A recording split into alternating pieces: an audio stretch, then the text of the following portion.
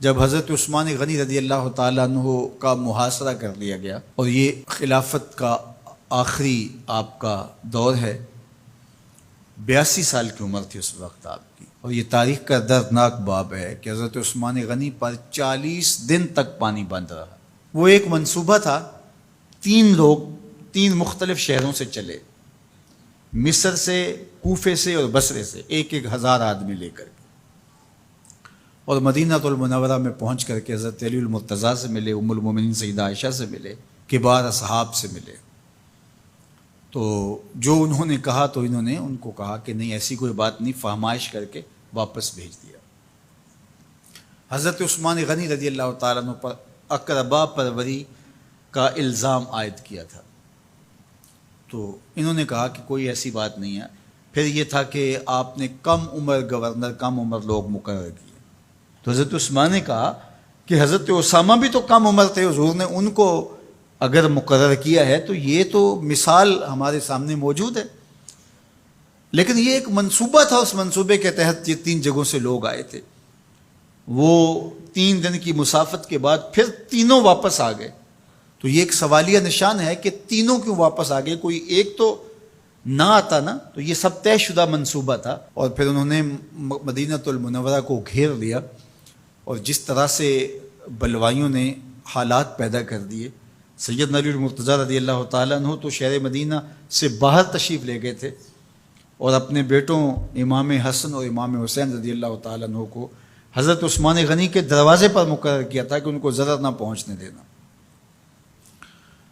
اب 700 صحابہ اجازت طلب کر رہے ہیں کہ آپ ان بلوائیوں سے نپٹنے کا میں جو ہے وہ اجازت نامہ مرحمت کریں، اور بہت سارے لوگ تو حج پہ جا چکے ہیں۔ 18 ذی الحج کا واقعہ ہے جب آپ کی شہادت ہوتی ہے، تو وہ حج پہ جا چکے ہیں، تو جو یہاں موجود ہیں وہ اجازت طلب کر رہے ہیں، لیکن حضرت عثمان غنی رضی اللہ تعالیٰ عنہ نے کہا کہ نہیں، میں ایسی اجازت نہیں دوں گا۔ رسول اللہ صلی اللہ علیہ وسلم کا حرم شہر مدینہ لوگوں کے خون سے لالازار ہو، یہ میں اس کو گوارا نہیں کرتا۔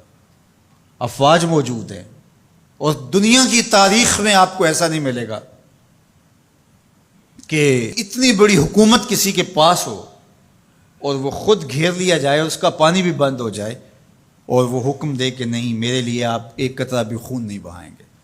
بلکہ آپ کے غلاموں نے جب تلواریں اٹھا لی تو آپ نے فرمایا کہ میرا حکم ہے کہ تم تلواریں نیچے رکھو، بلکہ میں تمہیں یہ آفر دیتا ہوں کہ جو غلام لڑے گا نہیں اور یہ میرے سے عہد کرتا ہے وہ آزاد ہے۔ حضرت ابو ہریرہ رضی اللہ تعالیٰ عنہ، حالانکہ یہ پڑھنے پڑھانے والے لوگ تھے، تعلیم و تعلم سے ان کا تعلق تھا، لیکن وہ بھی تلوار لے کے حضرت عثمان غنی کے دفاع میں آ گئے، لیکن حضرت ابو ہریرہ رضی اللہ تعالیٰ عنہ کو بھی حضرت عثمان غنی روک دیتے۔ مالک بن اشتر کہنے لگا کہ ہم آپ کی دستبرداری کے خواہاں ہیں، آپ خلافت سے دستبرداری اختیار کر لیجئے۔ تو حضور علیہ الصلوۃ والسلام کے اس جانثار صحابی نے، حضرت عثمان غنی نے فرمایا یہ نہیں ہو سکتا۔ دستبردار کیوں نہیں ہوئے؟ لگتا تھا یہ سب سے زیادہ آسان تھا، لیکن حضور نے ارشاد فرمایا تھا، اے عثمان، تمہیں اللہ ایک قمیض پہنائے گا، لوگ اس کو اتارنا چاہیں گے، تم کبھی نہ اتارنا۔ تو اس سے مراد خلافت کی قمیض ہے، اور ان کی شہادت کی خبر بھی اللہ کے محبوب علیہ السلام نے دی تھی، اور اگر آپ دستبردار ہو جاتے تو یہ ایک کھلونا بن جاتا، بازیچہ بن جاتی خلافت۔ چند آدمیوں کے پریشر سے خلافت سے دستبرداری کرنا پڑتی۔ اچھا، ایک یہ سوال بھی پیدا ہوتا ہے، چند باغی تھے، ان کو کس طرح کچل دیا جاتا؟ لیکن حضرت عثمان غنی یہ نہیں چاہتے تھے۔ ایک تو یہ کہ مدینے کی حرمت پامال نہ ہو، اور دوسرا پورے عالم اسلام کو آگ لگانے کا جو منصوبہ تھا، 3 مختلف شہروں سے 1000 آدمی لایا گیا ایک منصوبے کے تحت، اور انہیں لاشیں چاہیے تھیں، اور جو ان کے پیچھے کام کر رہے تھے نادیدہ ہاتھ، ان کا منصوبہ یہ تھا کہ یہاں سے مختلف سمتوں میں، یہ تینوں شہر مختلف سمتوں میں تھے، تینوں سمتوں میں جب لاشیں جائیں گی تو پورے عالم اسلام کو ہم جو ہے وہ خانہ جنگی کی آگ میں دھکیل سکیں گے۔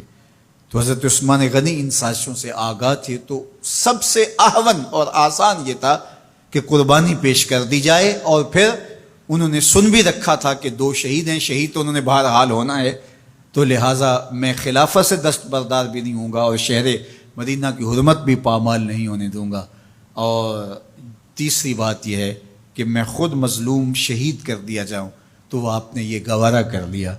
تو 18 ذوالحج تھا، جمعے کا ہی دن تھا، اور حضرت عثمان غنی رضی اللہ تعالیٰ عنہ روزے سے تھے، عصر کا وقت تھا، قرآن مجید کی تلاوت کر رہے تھے۔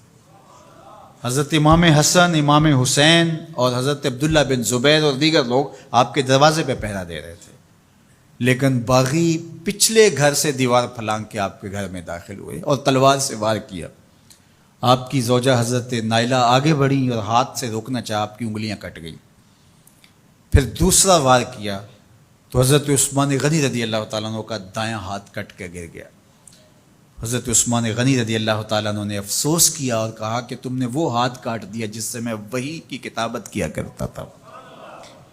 پھر اس کے بعد آپ پر 9 وار کیے گئے اور آپ کو شہید کر دیا گیا، اور آپ کا خون قرآن مجید پڑھتے ہوئے اس آیت پہ گرا، فَسَيَكْفِيكَهُمُ اللَّهُ وَهُوَ السَّمِيعُ الْعَلِيمُ۔ تو حضرت عثمان غنی رضی اللہ تعالیٰ عنہ مظلوم شہید کیے گئے، بھوکے اور پیاسے شہید کیے گئے، ظلماً شہید کیے گئے۔ حضرت عبداللہ بن عمر رضی اللہ تعالیٰ عنہ فرماتے ہیں کہ حضور فتنوں کا ذکر کر رہے تھے کہ فتنے ہوں گے، بہت بڑے فتنے ہوں گے۔ تو ایک شخص نے چادر اوڑھی ہوئی تھی اور وہ مجلس واعظ کے قریب سے گزرا جہاں حضور کچھ ارشاد فرما رہے تھے، تو آقا کریم نے اشارہ کر کے کہا اس دن یہ شخص حق پہ ہوگا۔ عبداللہ بن عمر کہتے ہیں کہ میں اٹھا اور جا کے دیکھا تو وہ حضرت عثمان تھے۔ تو میں نے حضرت عثمان کے چہرے کو پکڑ کے تھوڑا سا حضور کی جانب کیا اور میں نے کہا حاذا، حضور یہ؟ اللہ کے محبوب فرمایا ہاں یہی، جب فتنے ہوں گے تو فرمایا یہ حق پہ ہوگا۔ تو حضرت عثمان غنی رضی اللہ تعالیٰ عنہ حق کی راہوں کے مسافر، جنہیں حضور کی زبان سے شہید کہا گیا، اور شہید کسی کا انجام ہوتا ہے، تو حضور نے فرمایا یہ شہید ہوگا۔ شہید وہی ہوتا ہے جو بحالت ایمان اس دنیا سے راہ خدا میں اپنی جان قربان کرے۔ فرمایا فَإِنَّمَا عَلَيْكَ نَبِيٌّ وَصِدِّيقٌ وَشَهِيدَانِ، اے پہاڑ رک جا، تو جانتا نہیں تیرے اوپر اللہ کا ایک نبی ہے، ایک صدیق ہے اور 2 شہید ہیں۔ تو حضرت عثمان غنی رضی اللہ تعالیٰ عنہ عظمتوں کے مینار، اللہ اکبر۔ تو یہ حضرت عثمان غنی رضی اللہ تعالیٰ عنہ کا یہ کارنامہ تھا کہ آپ نے اپنی جان پیش کر کے امت کو جو ہے وہ فتنوں سے محفوظ کر لیا اور امت کو بچا لیا۔ حضرت عثمان غنی رضی اللہ تعالیٰ عنہ پہ کروڑوں رحمتیں، کروڑوں سلام۔ ہم آپ کی عظمت کو سلام پیش کرتے ہیں، عقیدتوں کا خراج پیش کرتے ہیں۔ حضور کی خدمت میں ایک جنازہ لایا گیا اور حضور سے عرض کی گئی حضور اس شخص کا جنازہ پڑھا دیجئے، تو حضور نے انکار کر دیا، کہا میں جنازہ نہیں پڑھاؤں گا۔ تو صحابہ نے عرض کیا یا رسول اللہ، کبھی ماضی میں ایسا نہیں ہوا، جب بھی کوئی جنازہ لایا جاتا ہے تو آپ جنازہ پڑھا دیتے ہیں اور آپ نے آج انکار کر دیا ہے۔ تو فرمایا یہ شخص میرے عثمان سے بغض رکھتا تھا اور اس کو اللہ نے بھی اپنی رحمتوں سے محروم کر دیا ہے۔ حضور نے اس شخص کا جنازہ نہیں پڑھایا جو مبغض عثمان غنی رضی اللہ تعالی عنہ۔ تو اب آپ اندازہ کیجئے وہ کتنا بدبخت شخص ہے جو حضرت عثمان سے بغض اور دشمنی رکھتا ہے۔ حضرت عثمان غنی رضی اللہ تعالی عنہ سے اللہ کے محبوب علیہ السلام نے کتنی خوبصورت ارشاد فرمائی، میں اس سے حیا کیوں نہ کروں جس سے اللہ کے فرشتے بھی حیا کرتے ہیں۔ یعنی عثمان غنی وہ ہیں جس سے اللہ کے فرشتے بھی حیا کرتے ہیں، اور جو عثمان غنی کا حیا نہیں کرتا اس سے بڑا بے حیا کون ہو سکتا ہے۔ حاکم نے مستدرک کے اندر روایت ذکر کی ہے کہ بہت سارے صحابہ حضور کی بہت ساری خوبیوں کے مظہر تھے، اور سب سے زیادہ حضور کے خلق کے مشابہ حضرت عثمان غنی رضی اللہ تعالیٰ، اور خلق میں سب سے اونچا درجہ حیا کا ہوتا ہے۔ تو حضرت عثمان غنی رضی اللہ تعالیٰ عنہ حیا کے اس مقام پہ فائز المرام تھے جو انہی کا مقصوم تھا۔ اللہ ہمیں حضور کے اہل بیت، حضور کے اصحاب، بلکہ حضور کے در کی مٹی کی تعظیم بھی نصیب کرے۔ اقبال نے کہا تھا خاک طیبہ از دو عالم خوش ترست، آن خنک شہرے کے آنجا دل برست۔ ہمیں تو طیبہ کی مٹی بھی اچھی لگتی ہے اس لیے کہ وہاں محبوب جو رہتے ہیں۔ تو محبت تو اس چیز کی متقاضی ہوتی ہے، محبوب کی راہوں کو بھی سلامی پیش کی جائے۔ تو جو حضور علیہ السلام کے ساتھ منسوب اتنی وقی نسبتیں ہیں ان کا احترام کیوں نہیں کریں گے؟ تو حضرت عثمان غنی تو داماد رسول ہیں، حضرت عثمان غنی تو ذو النورین ہیں، حضرت عثمان غنی تو حضور علیہ الصلوۃ والسلام کے محبوب اور حضور علیہ الصلوۃ والسلام کے پیارے ہیں، ان کو جنت کی بشارت دی گئی ہے، عشرہ مبشرہ میں سے ہیں، 4 جلیل القدر خلفاء میں ان کا نام شامل ہے، اور پھر حضور کی 2 صاحبزادیاں ان کے نکاح میں آقا کریم نے ان کو شہید خود قرار دیا، اور میرے اور آپ کے آقا و مولا نے کہا آج کے بعد کوئی عمل عثمان کو نقصان